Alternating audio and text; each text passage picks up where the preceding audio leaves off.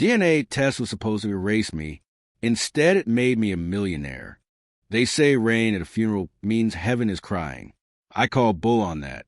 The rain that fell the day we buried my mother was just water, cold and indifferent, soaking through my cheap suit jacket and turning the cemetery grass into mud that sucked at my dress shoes with every step. I stood apart from the main gathering, about 20 feet back from the gravesite, watching the whole circus unfold like I was some kind of ghost at my own mother's funeral. The irony of that would hit me harder later, but in that moment, I was just numb. My mother, the only person who ever gave a damn about me, was being lowered into the ground in a mahogany casket that probably cost more than my car, and I was standing there like an afterthought. Greg, my stepfather, stood front and center under a massive black umbrella, not holding it himself. Of course, that would have been beneath him. No, he had his driver, Marcus, a guy built like a linebacker, holding the umbrella over him and his guest.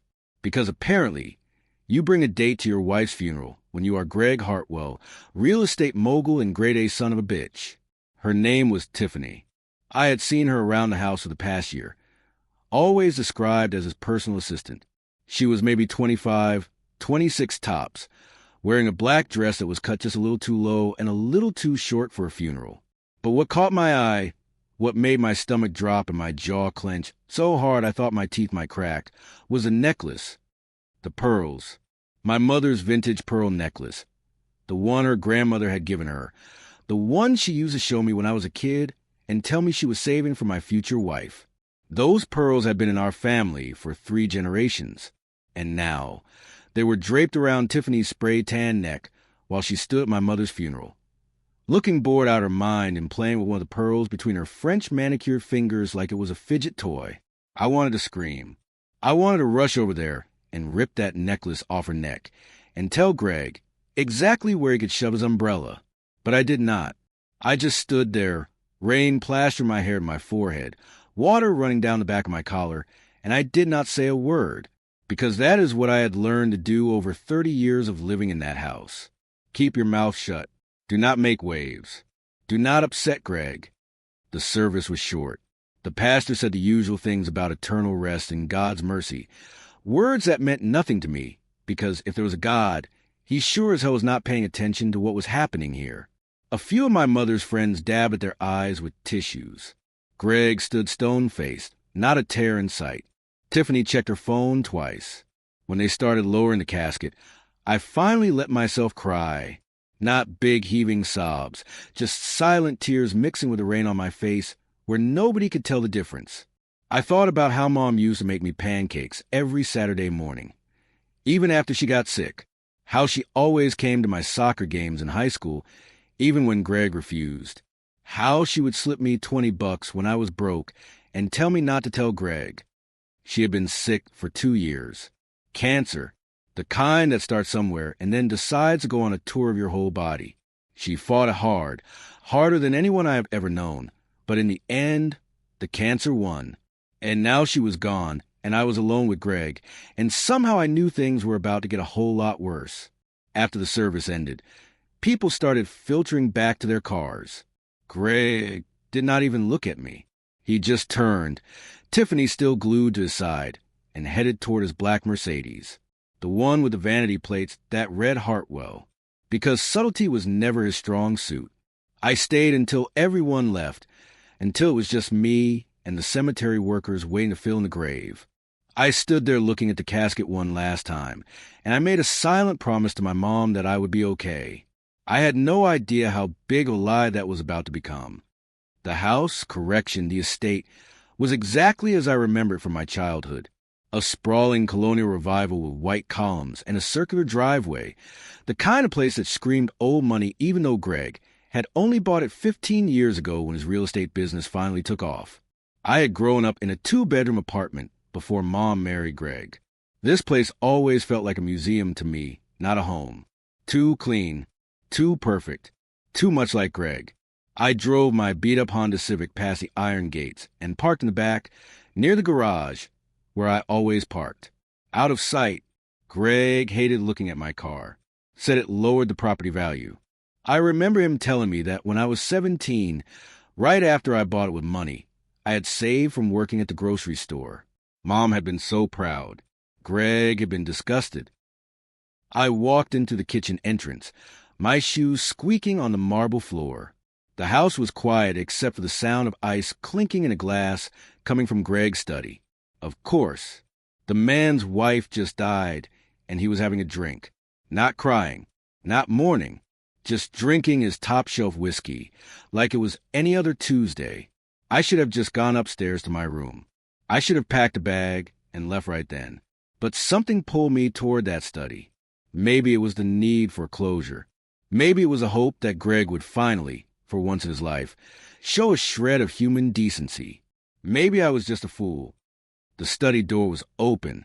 Greg sat behind his massive oak desk, the kind you see in movies about powerful men.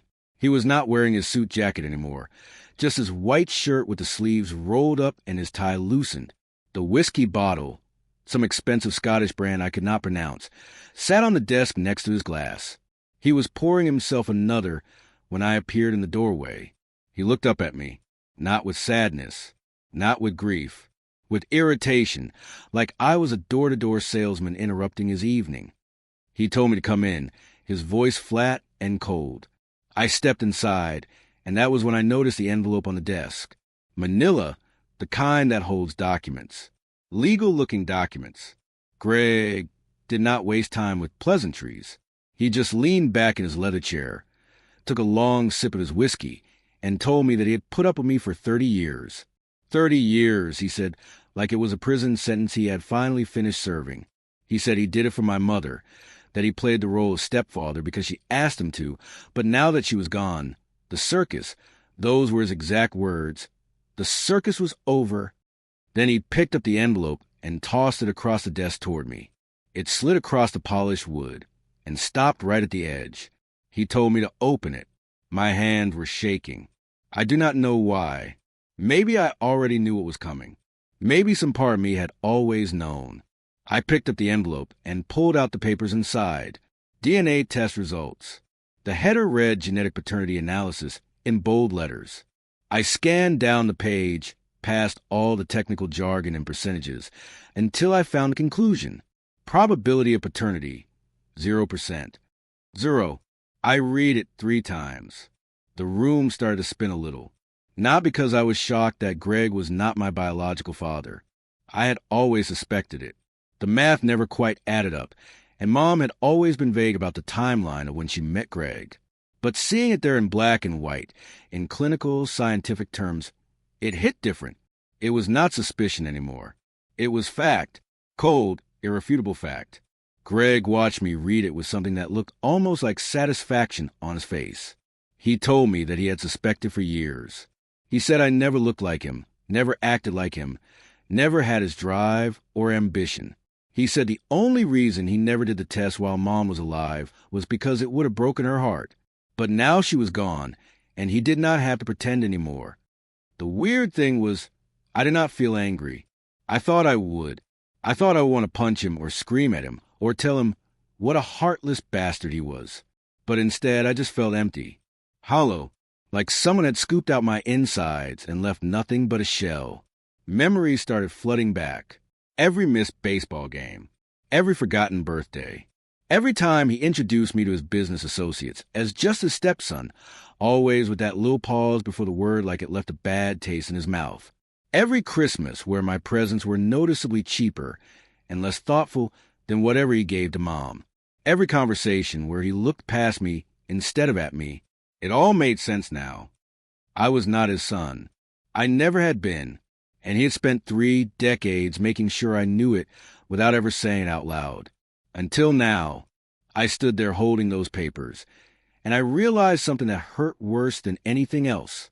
The last 30 years of my life had not been real, or at least, they had not been what I thought they were.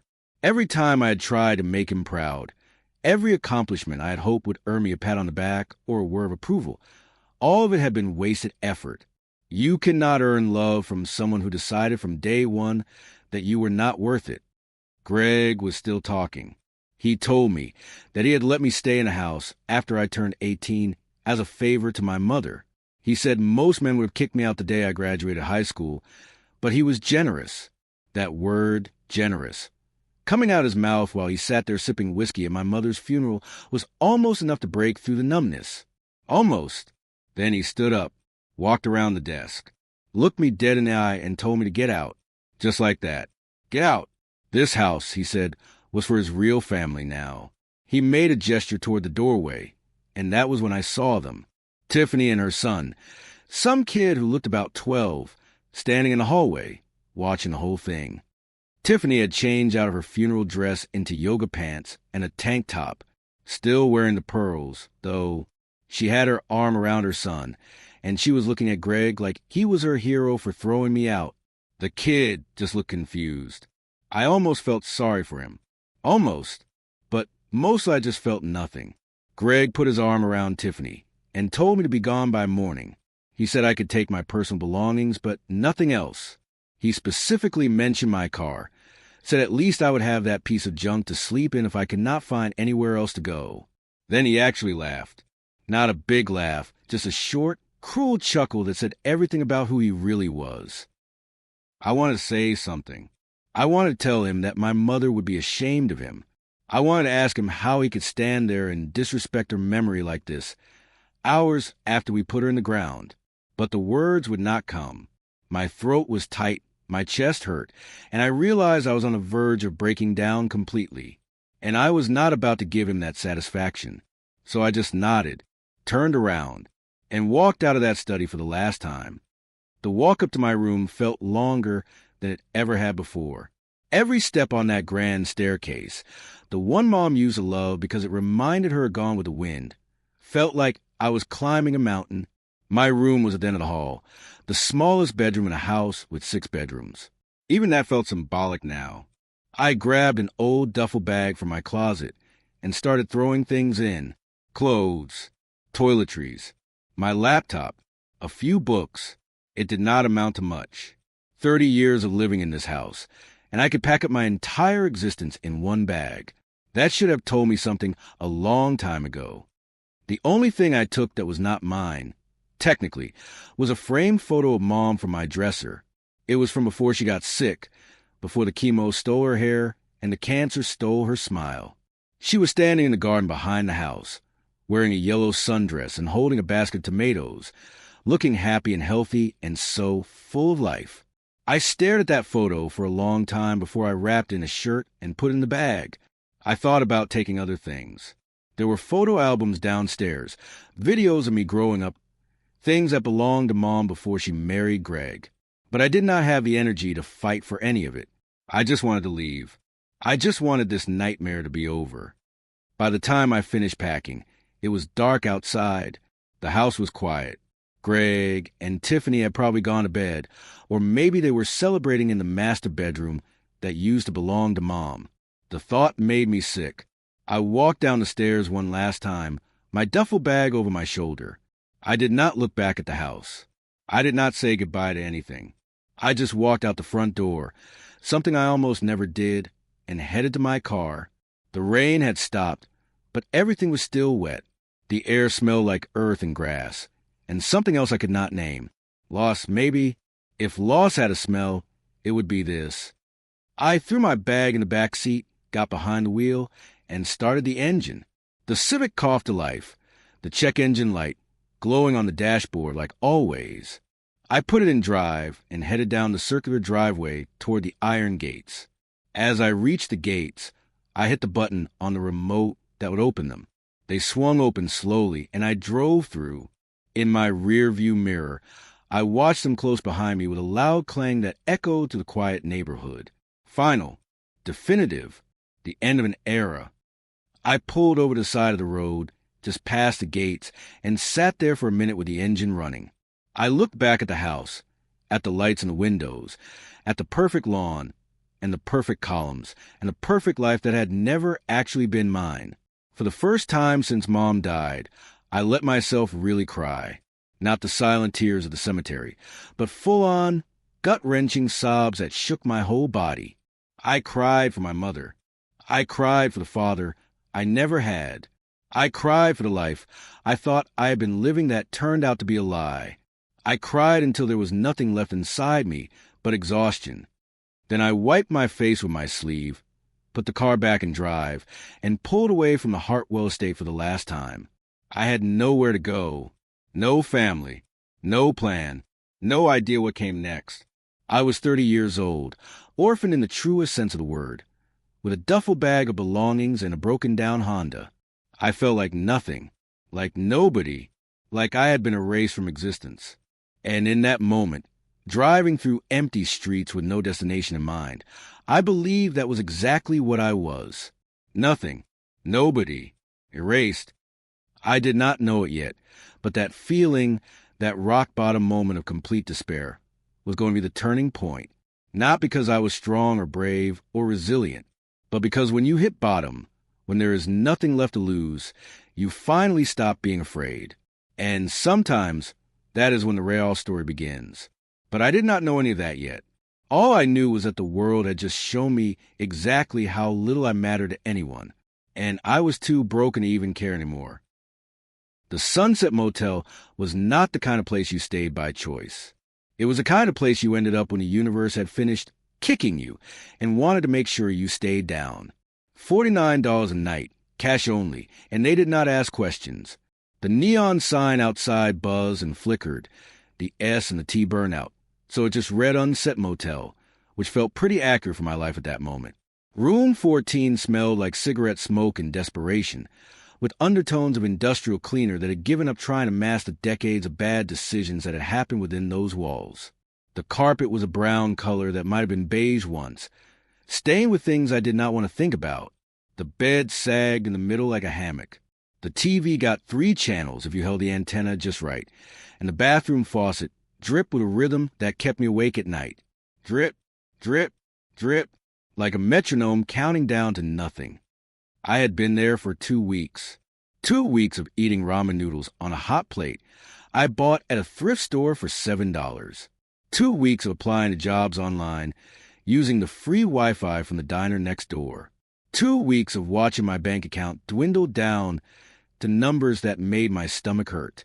I had about $300 left, maybe less. I stopped checking after a while, because knowing the exact amount just made it worse. During the day, I tried to stay busy. I walked around town with nowhere to go. I sat in the public library and pretended to read books while actually just staring at the pages, my mind replaying the funeral and that DNA test and the sound of those iron gates closing behind me over and over again. At night, I lay in that sagging bed and stared at the water-stained ceiling, listening to the sound of other people's lives through paper-thin walls. Arguments, laughter, television shows. All of it just noise to fill the emptiness. The thing about rock bottom is that it is not dramatic. It is not like the movies where you have some big breakdown, and then everything gets better. Rock bottom is quiet. It is boring. It is eating 79-cent ramen for the 5th day in a row, because that is all you can afford. It is wearing the same jeans for a week, because the laundromat costs money you do not have. It is realizing that nobody is coming to save you, and maybe nobody even knows you need saving. I thought about my mother constantly, about how disappointed she would be if she could see me now. She always believed in me, always told me I was destined for something better. But here I was, 30 years old, living in a $49 motel room with no prospects and no future. Just another statistic. Another person who did not quite make it. The worst part was not even the poverty. The worst part was a complete absence of purpose. I had spent my entire life trying to earn Greg's approval, trying to be good enough, trying to prove I belonged in that family.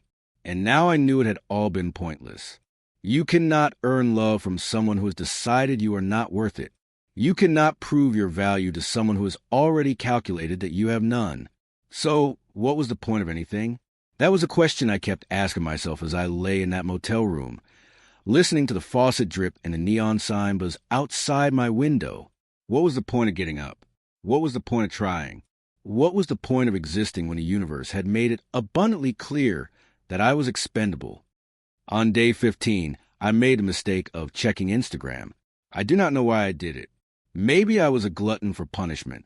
Maybe some sick part of me wanted to see what was happening at the estate, wanted to torture myself with images of the life I no longer had access to. Or maybe I was just bored and stupid and could not stop myself from picking at the wound. I scrolled through my feed. Friends from high school posting about their kids. Former coworkers sharing vacation photos. A guy I knew in college who just bought a house. Normal people living normal lives. Completely unaware that my world had imploded. Then I saw it. The post was from Connor, Greg's biological son from his first marriage. The golden child. The real heir. He was 23. Fresh out of college with a business degree that Greg had paid for, driving a BMW that Greg had bought him, living a life I had never been allowed to even dream about. We had never been close. How could we be? He had everything, and I had nothing, and both of us knew it. The photo showed Connor standing in front of my Mustang, my 1967 Fastback, my project, my baby, the car I had spent 5 years of my life restoring, one bolt at a time, one paycheck at a time, pouring every spare dollar and every spare hour into bringing her back to life. She was supposed to be Highland green, the same color as a car from Bullitt, Steve McQueen's ride. I had the paint picked out. I had the chrome redone. I had rebuilt the 390 V8 engine myself, learning from YouTube videos and forums, skinning my knuckles and burning my hands and loving every second of it. The thing that killed me most was that I had not been able to take her with me when Greg threw me out. She was not drivable yet. The engine was on a stand in the garage. The transmission was separate. Half the interior was torn out for restoration. I had begged to at least finish the work, to get her to a point where I could move her. But Greg had laughed in my face and told me I had bought all those parts with his money, living under his roof, eating his food. The car stayed. That was his verdict. It was a lie. I had worked 2 jobs to afford those parts. Nights at a warehouse, weekends doing landscaping. Every bolt, every gasket, every piece of chrome had been paid for with my own sweat. But I was too destroyed that night to argue, too broken to fight. So I left her there, my only real accomplishment, my only proof that I could create something beautiful. And now Connor had destroyed her. The windshield was smashed. The hood was dented in multiple places. The passenger side mirror was hanging by wires. The headlights were shattered. And Connor was standing there with a baseball bat over his shoulder, grinning like he had just hit a home run, wearing a tank top that showed off the gym membership Greg paid for. The caption read, "Trash took itself out. Car stayed behind. Time for some demolition therapy." There were already 50 likes. Comments full of fire emojis and laughing faces. People I had gone to school with, people who knew me, all laughing at my pain like it was entertainment. Like my life was a reality show they could comment on and forget about. I stared at that photo for a long time, maybe 5 minutes, maybe an hour. Time did not really exist in that moment. All I could see was my car, my project, my one tangible accomplishment in life, destroyed. Not sold, not given away. Destroyed. For fun. For Instagram likes. For therapy. Something inside me cracked. Not broke. Cracked. Like ice on a frozen lake. That first fissure that spreads and spreads until suddenly you are falling through into freezing water, and your body kicks into survival mode, whether you want to or not. I felt it in my chest first. A tightness. Then heat. Actual physical heat. Spreading through my body like I had been injected with something. My hands started shaking, but not from weakness. From rage. Pure, undiluted rage that I had not allowed myself to feel until that exact moment. Greg had taken my mother. He had taken my home. He had taken my past, my identity, my sense of self. And I had let him. I had walked away quietly because I was too broken to fight, too defeated to stand up for myself. But this was different. This was not about me. This was about something I had built with my own hands. This was deliberate cruelty, senseless destruction, rubbing salt in a wound just because they could. And suddenly, lying in that disgusting motel room with 79-cent ramen in my stomach and $300 to my name, I decided something. I decided I was done being a victim. I decided I was done accepting that this was just how my life was going to be. I decided that maybe, just maybe I was going to fight back. I did not know how. I did not have a plan. But I knew I was not going to let them erase me. Not completely. Not without resistance. The knock on my door came 3 days later, early in the morning. I was not expecting anyone. Nobody knew where I was. I had not talked to anyone since I left the state, except for a couple of job interviewers who had politely told me they would keep my resume on file, which is corporate speak for do not hold your breath. For a second, I thought about not answering. But curiosity got the better of me. Or maybe I just did not care anymore what happened to me. I opened the door. The man standing there was old. Not old like Greg, who wore his age like a weapon, all silver fox hair and expensive cologne. This man was old in the way that grandfathers are old, with wrinkles earned from smiling and frowning in equal measure. He wore a three-piece suit that looked like it had been tailored sometime in the 1980s, but was so well-maintained it could have passed for new. His tie was perfectly knotted. His shoes were polished to a mirror shine. He carried a leather briefcase that had the kind of patina you only get from decades of use. He looked at me with eyes that were sharp despite his age, taking in my wrinkled clothes and unshaven face and the disaster of a motel room behind me. Then he smiled, and it was the first genuine smile anyone had given me in weeks. He introduced himself as Walter Henderson, attorney at law. He said he had been looking for me. He said he represented my late mother's estate. He said we needed to talk. I almost laughed in his face. I almost told him that Greg had made it very clear there was no estate for me, that I was not family, that I was nobody. But something in his expression stopped me. He looked like a man who knew something I did not. He looked like a man holding cards he had not played yet. So I let him in. Henderson sat in the only chair in the room, a wobbly thing that came with the furniture. He set his briefcase on his lap and opened it with the kind of care you would use handling something precious. He pulled out a thick folder, the kind that holds important documents, legal papers, things that matter. He told me he had been my grandfather's attorney, my mother's father, a man I had never met because he died before I was born. He said he had also handled some legal matters for my mother over the years, including the creation of a trust, a very specific, very carefully worded trust. He said he had tried to reach me at this state, but Greg had told him I no longer lived there and refused to provide contact information. It had taken him 3 weeks to track me down, calling old friends, checking records, finally finding me through the motel registration. Then he said something that made my heart stop. He said that Greg had made a fatal mistake. Those were his exact words. A fatal mistake. I asked him what he meant. My voice came out rough, like I had not used it in days, which was pretty close to the truth. Henderson pulled a document from the folder. It was thick, maybe 30 pages, bound with one of those blue legal covers. He handed it to me. The title read, Last Will and Testament and Revocable Living Trust of Eleanor Marie Hartwell, my mother's trust. I had assumed everything went to Greg.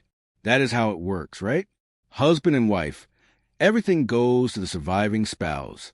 That is what Greg had told me, what he had implied when he threw me out. The house was his. The money was his. Everything was his.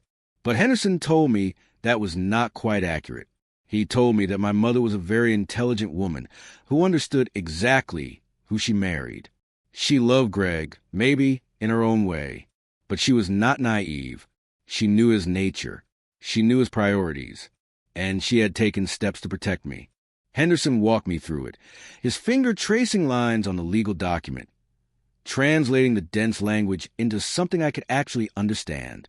My mother had put the house, the primary estate, into a trust before she married Greg. It was technically her property, inherited from her own family. Greg never actually owned it. He just lived there. The trust was set up with specific conditions. Greg had what is called a life estate. He could live in a house for the rest of his life, maintain it, use it as his primary residence. But he could not sell it. He could not mortgage it. He could not transfer ownership. The house was held in trust for me, her biological son, to inherit upon Greg's death or upon certain triggering events. One of those triggering events was remarriage. The logic was simple, Henderson explained. The life estate was designed to ensure Greg could live comfortably as a widower raising their child. But if Greg remarried, he would have a new spouse and potentially a new family. At that point, he no longer needed the protection of the life estate. The house would revert to the trust, which meant it would revert to me. But there was another clause buried deep in the legal language, a clause about bloodline, about legitimate heirs, about the definition of family under the terms of the trust. Henderson looked at me with something that might have been sympathy, might have been respect. He told me that my mother had been very specific about one thing. The life estate was conditional not just on Greg remaining a widower, but on him serving as guardian to their mutual biological children. Their mutual biological children. The words hung in the air between us like smoke. I read the clause 3 times, my finger tracing the legal language, trying to make sure I understood what I was reading. The trust granted Greg life estate rights specifically in his capacity as surviving spouse and father to the biological issue of the marriage. I felt my brain struggling to process what he was saying. The words made sense individually, but together they formed something that seemed too perfect, too convenient, too much like the universe finally throwing me a bone after beating me senseless. Henderson pulled out another document, a copy of the DNA test, the one Greg had used to prove I was not his son, the one he had thrown at me like a weapon. Henderson said that by obtaining and presenting that DNA test, Greg had done something monumentally stupid. He had legally and officially documented that he had no biological children with my mother, which meant he had no legitimate claim to the life estate, which meant he was living in a house he had no legal right to occupy. The trust was ironclad. Henderson had written it himself. Decades of experience poured into every clause and subcategory. He had anticipated scenarios, closed loopholes, built protections. My mother had signed it. A judge had approved it. It was registered, filed, legal, and binding. Greg's arrogance, his need to prove that I was not his son, his need to humiliate me one last time, had been his undoing. He had literally handed me the evidence I needed to take everything from him. He had documented his own lack of claim. He had signed his own eviction notice. I sat there in that motel room, holding those documents, and I started to laugh. Not a happy laugh, not a relieved laugh. A laugh that probably sounded a little unhinged, a little broken, a little dangerous, because the irony was too perfect. The man who had spent 30 years making me feel like nothing had just given me the power to destroy him. Henderson watched me with the patience of someone who had seen a lot of human emotion in his career. He waited until my laughter died down, until I could breathe normally again, until the shock started to wear off and reality began to sink in. Then he told me what came next. He said we could file paperwork immediately. We could invoke the trust, begin eviction proceedings, have Greg removed from the property within 60 days. It would be clean, legal, and utterly final. We could do it quietly, professionally, with minimal drama. But something stopped me. Some instinct. Some voice in the back of my head that sounded a little like my mother and a little like the version of myself I thought I had lost. I asked Henderson to wait. I asked him if there were any time constraints on invoking the trust. He said no, not as long as the conditions were met. The trust did not expire. My rights did not disappear with time. I asked him if Greg knew about the trust, about the specific conditions. He said probably not the details. Greg had never been interested in the legal minutiae. He had assumed, like most people assume, that marriage meant automatic inheritance. He had assumed wrong. Then I asked Henderson to do something for me. I asked him to dig into Greg's finances. Quietly, carefully. I wanted to know what he was planning. Because something told me that a man like Greg, newly freed from his obligation to his dead wife's son, would not just sit still. He would do something. Something big. Something stupid. It took Henderson less than a week to come back with information. Public records, credit reports, things that were legal to access but required knowing where to look. And what he found was beautiful in its stupidity. Greg was planning a wedding. A big wedding. Not a quiet courthouse affair or a small family gathering. No, Greg was going full tilt. He had already put down deposits at the country club, the most exclusive venue in town. He had hired a catering company that charged by the guest and the plate. He had sent save-the-date cards to half the city's elite, all the people he wanted to impress, all the business associates and social climbers and country club members he had spent years trying to schmooze. And he was paying for it all on credit. Credit cards maxed out, personal loans. And here was the kicker. He had taken out a home equity line of credit against his estate, against the house. The house he did not actually own. The house that was held in trust. The house he had no legal authority to mortgage. Henderson explained that this was fraud. Serious fraud. You cannot secure a loan against property you do not own. The bank had approved it because Greg was listed on the deed as having life estate rights, and they had not dug deep enough into the conditions of that life estate. But the moment those conditions were violated, the moment he remarried, that loan would become null and void, and Greg would be on the hook for tens of thousands of dollars he could not pay back. Henderson told me we should stop him.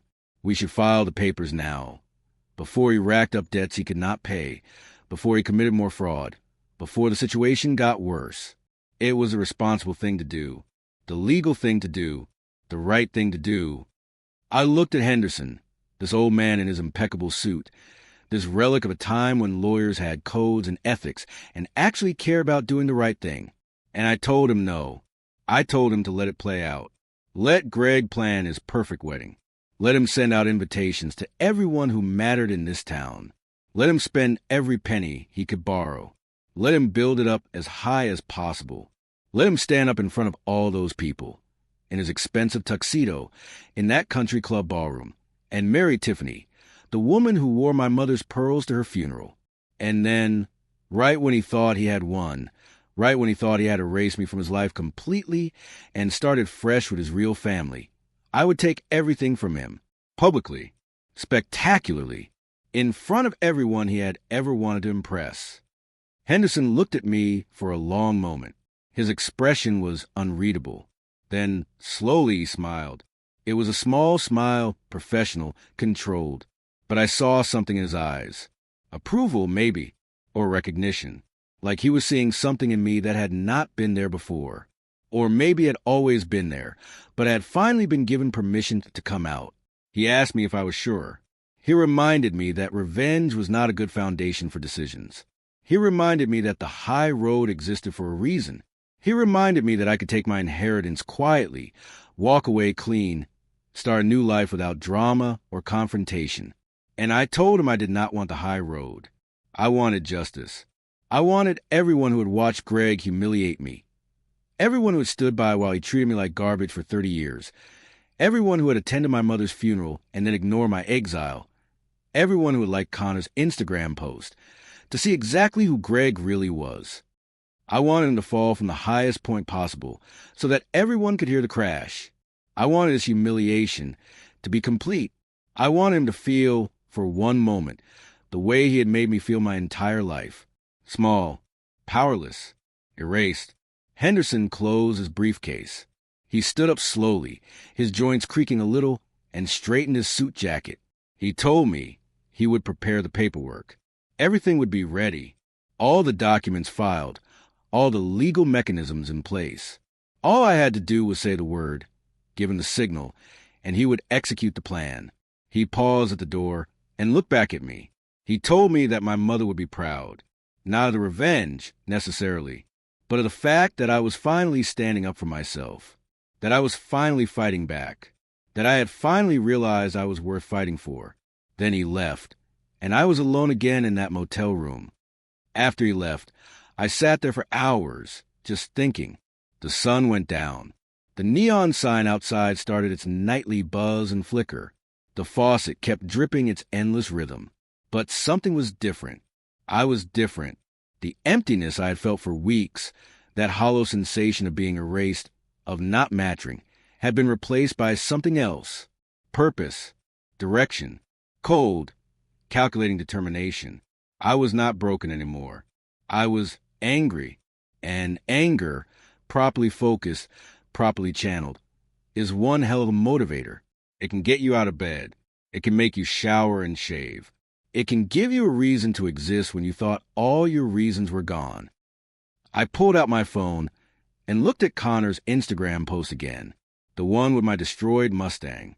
the one that had cracked something open inside me. I looked at his smug face, at that baseball bat, at the wreckage of 5 years of my life scattered across the driveway, like it meant nothing. I did not feel sad anymore.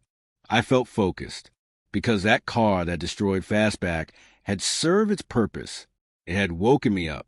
It had reminded me that I was still capable of feeling something other than despair. Then I looked at the calendar on my phone. Henderson had given me the wedding date. 6 weeks away.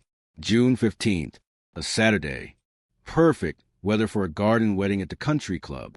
Perfect timing for the biggest public humiliation this town had seen in years. I grabbed a red marker from the pile of stuff I had accumulated in the motel room. One of those thick Sharpies that bleeds through paper if you are not careful. I walked over to the cheap wall calendar that came with the room, the kind with pictures of generic landscapes that were supposed to be inspirational but just felt sad. I found June 15th and drew a big red circle around it. Then I drew another circle. Then another, until the date was surrounded by red, impossible to miss, burned into my vision. Saturday, June 15th, the day Greg Hartwell would marry Tiffany. The day his life estate would terminate. The day the trust would activate. The day I would take back everything he had stolen from me. I stood there staring at that circled date for a long time, and for the first time since my mother died, I smiled. Not a happy smile, not a kind smile, but a smile nonetheless. The smile of a hunter who has just set the perfect trap. The smile of someone who has gone from prey to predator. The smile of a man who has nothing left to lose and everything to gain. Greg thought he had won. He thought he had erased me, replaced me, moved on to his real family and his perfect life. He thought I was nothing. Nobody. Gone. Forgotten. A problem solved. He had no idea what was coming. He had no idea that while he was planning his big celebration, his triumphant new beginning, I was planning his ending. He had no idea that every dollar he spent, every invitation he sent, every detail he obsessed over for his perfect day was just building the stage for his own destruction. And honestly, I could not wait to show him. 6 weeks. That is all I had to wait. 6 weeks to prepare. 6 weeks to plan every detail. 6 weeks to make sure that when the moment came, when Henderson filed those papers and invoked that trust, everything would be perfect. Greg had spent 30 years teaching me that I did not matter. Now I was going to spend one day teaching him that actions have consequences.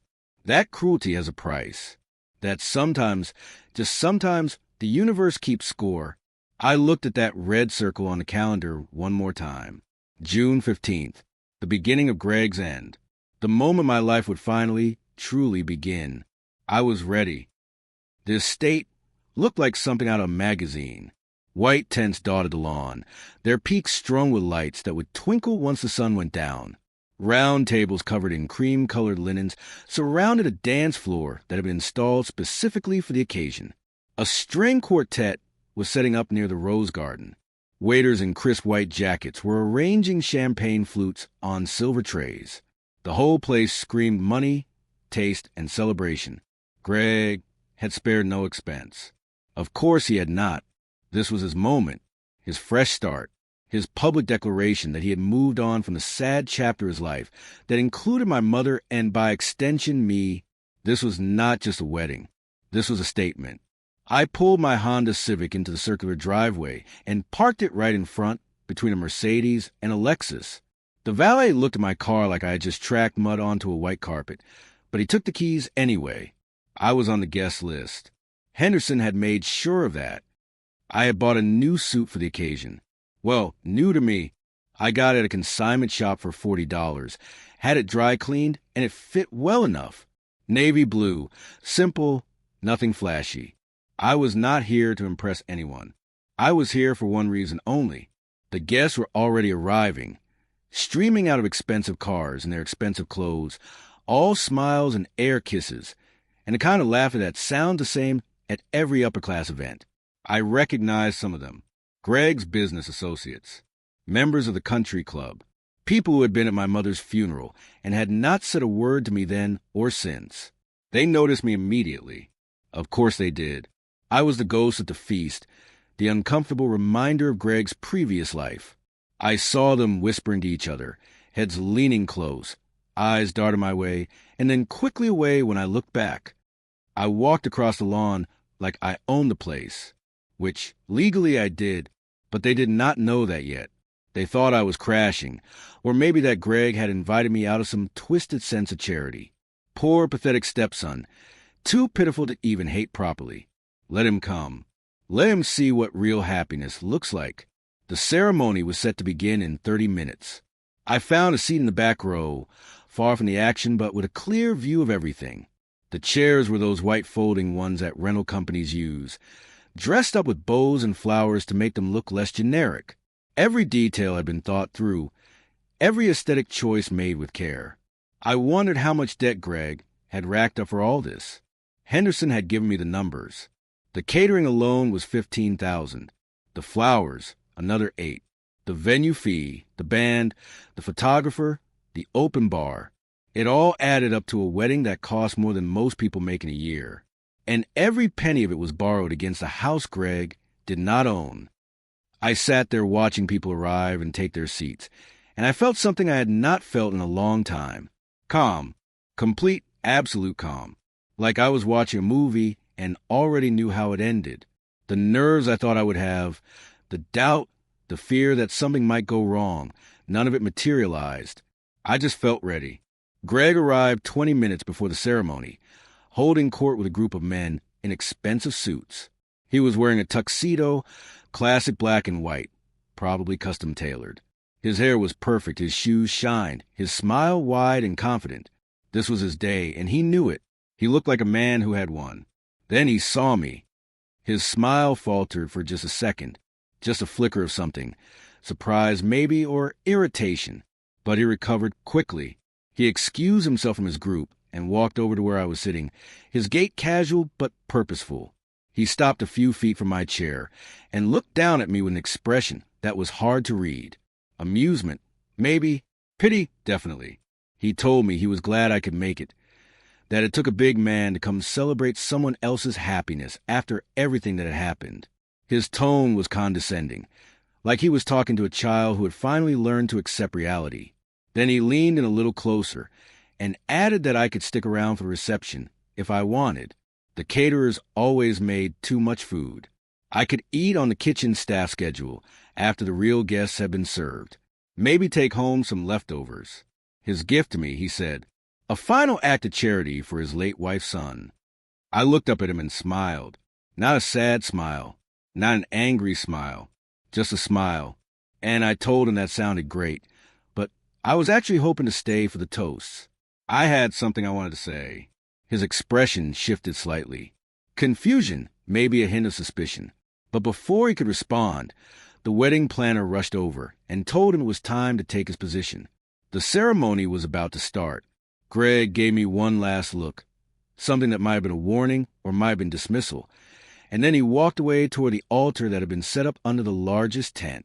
I sat back in my chair and waited. The calm feeling had not gone away.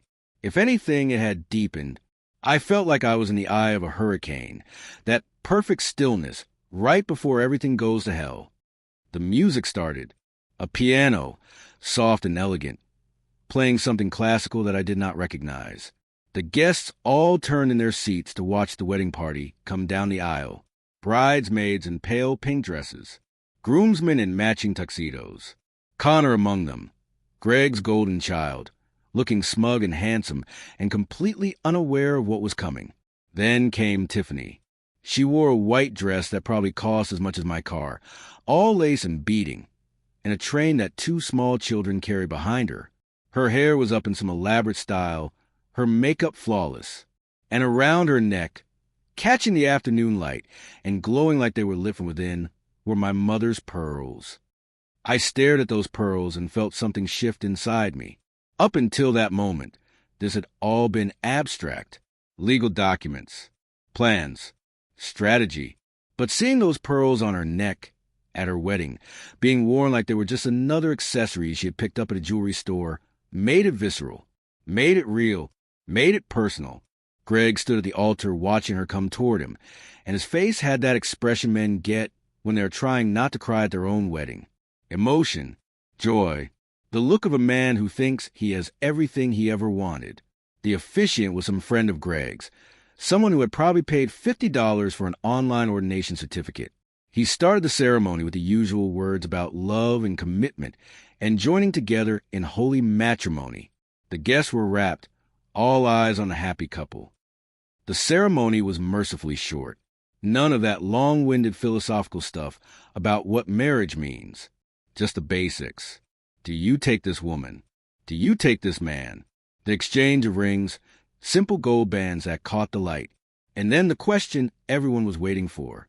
The officiant asked if anyone had any objection to this union. Speak now or forever hold your peace. It was a formality. Nobody ever actually objected at weddings. That is movie stuff, drama for entertainment.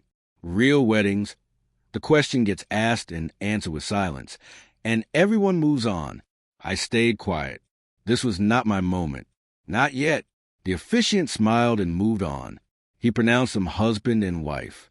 He told Greg he could kiss his bride.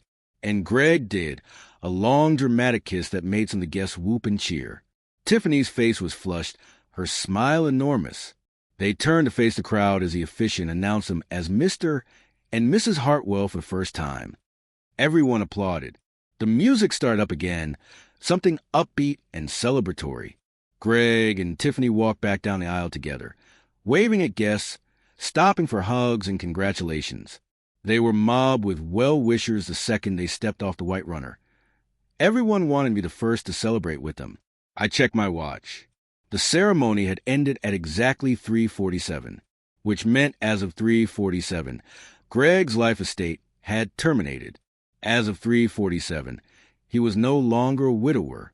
As of 3:47, according to the terms of my mother's trust, he was trespassing on my property. I let them have their moment, let them bask in the congratulations and the champagne toasts and the feeling of triumph. Let the photographer snap pictures of them cutting the cake, of their first dance, of Tiffany throw her bouquet to a group of squealing women. Let them think they had won. The reception moved into full swing. Dinner was served, some elaborate multi-course meal that probably tasted amazing. I ate mechanically, not really tasting anything, my mind on what was coming. The guests laughed and drank and celebrated, completely unaware that this whole event was about to become the most talked-about scandal in town history. Finally, after what felt like hours, but was probably only 90 minutes, the best man stood up to give his toast. It was the usual stuff, jokes about Greg being old, stories about their college days, wishes for a long and happy marriage. People laughed and clinked their glasses. Then the maid of honor went, slightly drunk, rambling about how Tiffany deserved happiness and how perfect they were together. When she finished, there was a pause. The kind of pause where if anyone else wanted to say something, now was the time. The DJ looked around, waiting to see if anyone would take the microphone. I stood up. The DJ looked surprised, but handed me the microphone when I walked over. The room, which had been buzzing with conversation and laughter, started to quiet down. People turned to look at me, confused about who I was and why I was standing there holding a microphone. Greg's face, which had been flushed and happy from champagne and celebration, went very still. He stared at me from across the room with an expression I had never seen before. Not anger, not dismissal, something closer to dread. I smiled at him. Then I began to speak. I started by thanking everyone for coming. I told them it was wonderful to see so many people here to celebrate Greg's new beginning. I said that beginnings were important, but so were endings, and sometimes you could not have one without the other. People were listening now, confused but attentive, probably expecting some awkward speech about how happy I was for Greg and his new wife. Then I pulled out the envelope, the one Henderson had prepared for me, the one containing the DNA test and copies of the trust documents. I told them that I wanted to share something, a family secret, you might say. I said that Greg had recently discovered that I was not his biological son. I held up the DNA test, the paper clearly visible even from across the room. 0% probability of paternity. The science did not lie. Some people gasped. Others leaned forward, suddenly very interested. This was scandal, drama, the kind of thing that makes a wedding memorable. Greg started to stand up, his face now red, his mouth opening to say something. But I kept talking, my voice calm and steady and amplified by the microphone. I said that Greg had been very thorough about establishing that we were not related, very official, very legal, which was interesting, I continued, because my mother had set up a trust before she married Greg, a trust that granted Greg life estate rights to this property, this beautiful estate we were all enjoying right now. But that life estate, I explained, came with conditions. It was specifically designed to provide for Greg as a widower raising their mutual biological children, which made sense, I said. You want to make sure your surviving spouse can live comfortably while raising your kids. The room was dead silent now. Everyone was staring at me. Greg was standing, his hands on the table, looking like he wanted to leap across the room and tackle me. Tiffany's face had gone pale, her smile completely erased. She was looking at Greg, then at me, then back at Greg, clearly trying to understand what was happening. I told them that according to the trust, the life estate would terminate under certain conditions. One of those conditions was remarriage. Made sense, I said. If Greg got remarried, he would have a new spouse, a new family. He would not need the life estate anymore. But there was another condition, I continued. The life estate was specifically tied to Greg's role as guardian of biological heirs. And since Greg had been so kind as to establish legally and officially that I was not his biological son, and since he and my mother had no other children together, that meant he actually had no legitimate claim to the life estate at all. I paused, let that sink in, watched the understanding dawn on faces around the room. Watched Greg's face go from red to white. Watched Tiffany grip the edge of the table like she might fall over. Then I looked directly at Greg and said the words I had been waiting weeks to say. I told him that he had wanted to prove we were not related. He had succeeded. And in doing so, he had proved that he had no claim to this property. And since he had just gotten remarried, as of about 2 hours and 17 minutes ago, he was now legally trespassing on my property. I thanked him for coming to celebrate his wedding on my estate. I hoped he enjoyed it, because it was the last event he would ever host here. The silence that followed was absolute.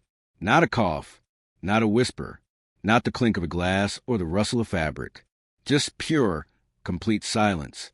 You could have heard a pin drop on that lawn. Greg tried to speak. His mouth moved, but nothing came out.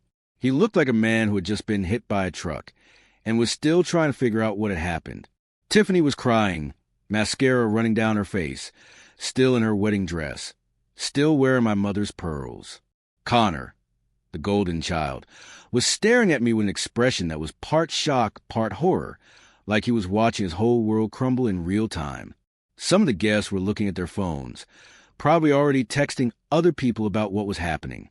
The scandal was spreading in real time. I set the microphone down gently on the nearest table. It made a soft thud that somehow seemed loud in that silence. Then I walked back to my seat and sat down, my hands folded in my lap, completely calm. Greg finally found his voice. He started yelling something about this being ridiculous, about calling his lawyer, about how I could not just come in here and make insane claims. But his voice was shaking. There was no authority in it, no power, just desperation. That was when Henderson appeared. I had not seen him arrive, but suddenly he was there, walking across the lawn in his immaculate suit, carrying his leather briefcase. He looked like exactly what he was, a lawyer about to execute a legal maneuver that had been planned down to the minute. He walked straight to Greg and handed him an envelope, official legal documents, the invocation of the trust, the termination of the life estate, the order to vacate the property, all filed with the county clerk that morning, all official and binding and completely legal. Greg ripped open the envelope and read the documents, his hands shaking so badly the paper rustled. His face went through about 5 different emotions in 10 seconds. Disbelief, anger, fear, desperation, and finally, acceptance. The kind of acceptance that comes when you realize you have been beaten and there is nothing you can do about it. Henderson told him, in a voice that was professional but firm, that he had 30 days to vacate the property. that any belongings left after that time would be considered abandoned, that any attempt to damage or remove fixtures from the house would be considered vandalism and prosecuted accordingly. Then Henderson turned to the crowd and apologized for the disruption. He said that sometimes legal matters have unfortunate timing, but justice does not wait for convenience. A few people actually nodded. I think they were in shock. The wedding was over. Guests started leaving, some quickly and quietly, others lingering to watch the show. The waiters looked confused, unsure whether to keep serving drinks or start packing up. The DJ had stopped the music. The whole celebration had collapsed in on itself like a house of cards. Tiffany was hysterical now, screaming at Greg about how he had promised her this house, this life, how he had said everything was taken care of. She grabbed her purse and started to walk away, her white dress dragging on the grass, her perfect wedding completely destroyed. That was when I noticed the pearls, still around her neck, still glowing in the late afternoon sun. My mother's pearls, being worn by this woman at the wedding that had just imploded spectacularly. I stood up and walked over to her. She stopped when she saw me coming, her eyes wide and red from crying. I told her very calmly that she could leave. She could take her personal belongings, her dress, her shoes, whatever she came with, but the necklace stayed. She looked at me like I was speaking a foreign language. She touched the pearls defensively, her hand wrapping around them. She tried to tell me they were a gift, that Greg had given them to her, that they were hers now. I told her they were my mother's, that my mother had worn them at her own wedding, that she had saved them for my future wife, that they were family heirlooms, not costume jewelry to be given away to whoever happened to be sleeping with Greg this week. Her face twisted with anger. She called me names I will not repeat, but Henderson stepped forward and explained, in his calm attorney voice, that any property belonging to the estate that had been removed without authorization would need to be returned. That included jewelry. That included my mother's pearls. For a second, I thought she might refuse. Thought she might make this harder than it needed to be. But then she reached up and ripped the necklace off with such force that the clasp broke. Pearls scattered across the grass, like drops of rain. She threw what was left of my feet and stormed off toward the driveway, her dress trailing behind her, her perfect day in ruins. I knelt down and started gathering the pearls. Some had rolled under chairs. Some were tangled in the grass. But I found them all, every single one, and held them in my cupped hands like they were made of something more precious than pearl. Because to me, they were. They were my mother. They were proof that I still existed. They were mine. The next 20 minutes were chaos. Greg tried to make phone calls, but his lawyers were not answering, probably because it was a Saturday evening, and they were at their own family events. Some of his friends tried to console him, but most just wanted to leave, to distance themselves from the disaster before they got associated with it. Connor tried to start his BMW, but Henderson informed him that the car was registered to the estate and therefore could not be removed from the property. Connor actually tried to argue, but Henderson just showed him more paperwork. Everything Greg had bought, everything he owned, was tied up in debt secured against property he did not legally own. It was all going to come crashing down, and there was nothing any of them could do about it. By the time the sun started to set, casting long shadows across the lawn with its scattered chairs and half-eaten plates of wedding cake, the estate was nearly empty. Just me, Henderson, and a county sheriff who Henderson had called to oversee the situation and make sure nothing got out of hand. That was when the sheriff pulled Greg aside. I watched from a distance as Henderson handed the sheriff another envelope. I had not known about this part. Henderson had kept it as a surprise, a final twist of the knife. The sheriff read the documents, and his expression changed. He looked at Greg with something that might have been disgust or might have been pity. Then he pulled out his handcuffs. Greg started backing away, his hands up, his voice rising in panic. He demanded to know what was happening, what he was being charged with. The sheriff told him in a voice that carried across the lawn. Bank fraud, falsification of documents, securing a loan against property he did not own by forging signatures. My signature on the loan documents for the home equity line of credit. Greg had forged my signature to make it look like I, as a trust beneficiary, had approved the loan. The bank had required it, but had not verified it. And Greg, in his arrogance, had not even bothered to make the forgery convincing. It was sloppy, barely resembling my actual signature. The kind of thing that falls apart the second anyone looks at it closely. Bank fraud is a federal crime. This was not just about losing a house anymore. This was about prison time. Real, serious consequences. The kind that do not go away just because you are rich and connected. The sheriff cuffed him right there on the lawn, read him his rights while Greg sputtered about calling his lawyer and how this was all a misunderstanding. But there was no misunderstanding. The evidence was clear. The crime was documented. Justice, slow as it sometimes is, had finally caught up. They put Greg in the back of the sheriff's car and drove away. Connor tried to follow on foot, screaming something about this being unfair, but he did not get far. He ended up sitting on the curb outside the estate gates, his expensive suit dirty, his phone dead. No one come and pick him up. The golden child, suddenly very much not golden anymore. Henderson and I stood on the front porch of the estate and watched the sun finish setting. The sky turned pink and orange and purple, beautiful colors painting the end of a very long day. He asked me how I felt.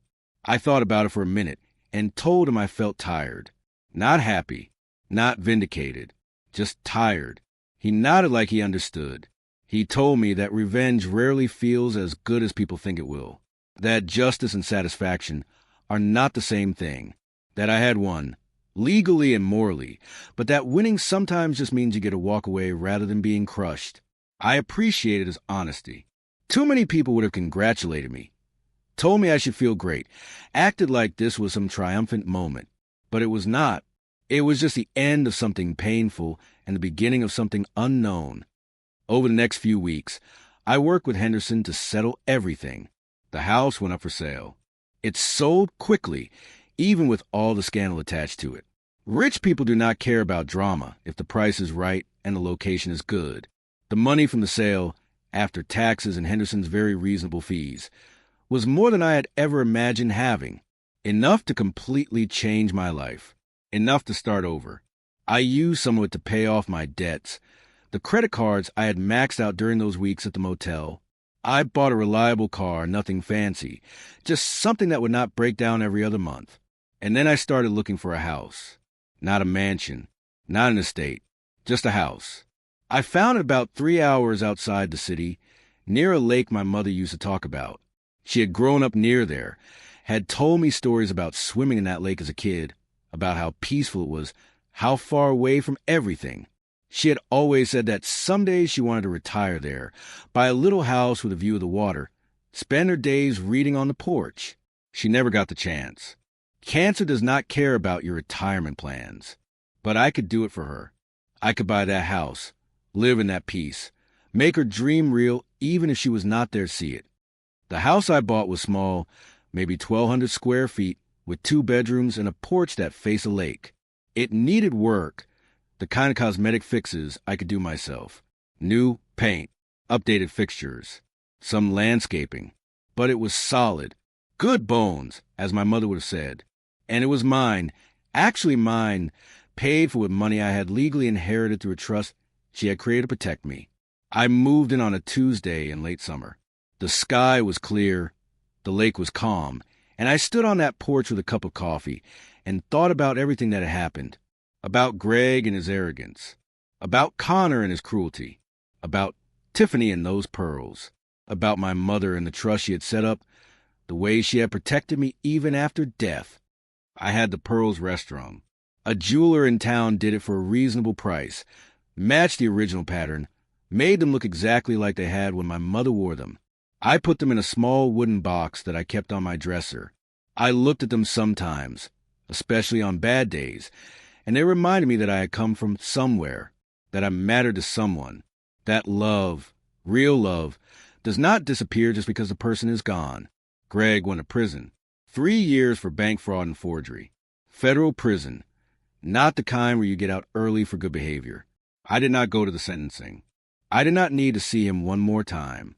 Henderson sent me a message saying justice had been served, and that was enough for me. Connor disappeared. Last I heard, he was working some sales job in another state, driving a used car, living in an apartment with roommates. The golden child had lost its shine. Sometimes karma does not come in one big dramatic moment. Sometimes it is just a slow slide into a life less special than you thought you deserved. Tiffany tried to sue me. She claimed I had destroyed her reputation, ruined her wedding, caused emotional distress. Her lawyer sent some threatening letters, but Henderson shut it down quickly. You cannot sue someone for enforcing their legal rights. You cannot claim damages because someone stopped you from stealing their inheritance. The case went nowhere. She ended up moving to another state, probably to find another rich man to latch on to. I hope she learned something, but I doubt it. As for me, I settled into my new life. I got a job at a local marina, fixing boats, doing maintenance work. It was not glamorous, but it paid the bills, and I liked working with my hands. I made friends with some of the locals, people who did not know my story and did not care about drama or scandal. They just knew me as the quiet guy who lived in the house by the lake and knew his way around an engine. I thought about dating sometimes, about finding someone to share this life with, but I was not ready. Maybe I would never be ready. Or maybe I just needed more time. Time to figure out who I was without Greg's shadow hanging over me. Time to build a life that was mine, not one defined by what I had lost or what I had won. On the anniversary of my mother's death, I took the pearls out of their box and held them while I sat on the porch watching the sun set over the lake. I thought about everything she had done for me, the trust she had created, the protection she had built in, the way she had seen Greg for exactly who he was and had made sure I would be okay even after she was gone. I thought about the DNA test, the weapon Greg had used that had ended up destroying him instead. The irony was almost poetic. He had wanted to prove I was not his son, to erase me from his life scientifically and legally. But in doing so, he had activated the very mechanism my mother had created to protect me. Science and law, working together to defend bloodline and family in exactly the way she had intended. I realized something sitting there with those pearls in my hand, and the lake stretching out in front of me. I had lost a father I never really had, but I had gained something more important. I had gained my dignity, my sense of self, my understanding that I was worth protecting, worth fighting for, worth the elaborate legal protections my mother had put in place. Greg had tried to make me nothing. He had spent 30 years treating me like I did not matter, and for most of that time, I had believed him. I had internalized that message, carried it with me like a weight around my neck. But my mother had never believed it. She had always known I mattered, and she had made sure that when the time came, the world would know it too. The pearls caught the last light of the day, glowing soft and warm in my hands. They were safe now, protected, home, just like me. I put them back in their box and went inside to make dinner. Tomorrow I would go to work. I would fix boats and talk to customers and live my quiet life. But tonight, I let myself feel satisfied, not with the revenge, not with Greg's downfall, but with the fact that I had survived, that I had fought back, that I had refused to be erased. My mother had given me a gift, and it was not just money or property or pearls. She had given me proof that I was loved, that I was worth protecting, that somewhere, someone had looked at me and decided I deserved to be safe and cared for and provided for. Even after death, even from beyond the grave, she had been my mother in the truest sense of the word, and that, more than any revenge or any justice, was what mattered. That was what I would carry with me for the rest of my life. Not the anger or the pain or the years of feeling less than, but the knowledge that I had been loved completely by someone who understood love means action, not just words. Love means protection. Love means planning. Love means making sure the people you care about are okay, even when you are gone. I stood at the window, looking out at the lake, as the stars started to appear. Somewhere out there, Greg was in a prison cell, probably still convinced he was a victim, that he had been wronged somehow. Connor was probably scrolling through social media looking at his old life and wondering how it all went so wrong. Tiffany was probably hunting for her next mark, but I was here, in a house by a lake, with my mother's pearls safe in a box, with a life that was simple and honest and mine. And for the first time in as long as I could remember, I felt something close to peace. The universe does not always keep score. Bad people sometimes win. Good people sometimes lose. Life is not fair and karma is not guaranteed. But sometimes, just sometimes, the right pieces fall into the right places at the right time. And when that happens, when justice actually finds a way through all the chaos and cruelty, it is worth acknowledging, worth appreciating, worth remembering on the bad days when it feels like nothing will ever go right. I learned something through all of this. I learned that family is not always blood, but sometimes blood is all you have and it is enough. I learned that love can be practical, can be legal documents and trusts and protections built carefully by someone who knew they would not be there to help you themselves. I learned that standing up for yourself, even when you are terrified and broken and convinced you will lose, is worth doing because the alternative is disappearing completely. And I learned that sometimes the best revenge is not revenge at all. It is just living, just surviving, just refusing to let the people who hurt you have the final word on who you are and what you are worth. Greg wanted to erase me. He tried for 30 years. He threw everything he had at making me disappear. But I am still here, and he is not, and my mother's pearls are safe. And that is how the story ends. Not with triumph, not with a perfect happy ending, just with survival, with continuity, with the simple fact that I woke up today in a house by a lake and made coffee and watched the sun rise, and that was enough. That was everything. I guess if there's a moral to this story, it is this. Never underestimate the power of a mother's love or a lawyer's attention to detail. Never assume that people will not fight back when you push them too far. And never, ever use science as a weapon against someone unless you are absolutely sure it will not backfire. Greg learned that lesson the hard way. I learned it too, though from a different angle. We both learned that the truth is neither cruel nor kind. It just is. And sometimes the truth has teeth. Sometimes it bites. Sometimes it changes everything. I lost a father I never had, but I kept my dignity. I kept my mother's memory. I kept the pearls. And in the end, that was enough. That was more than enough. That was everything that mattered. The house is quiet now. The lake is dark. Tomorrow is another day. And I am still here. Still fighting. Still refusing to disappear. Still my mother's son, in all the ways that count. And that is the only victory I need.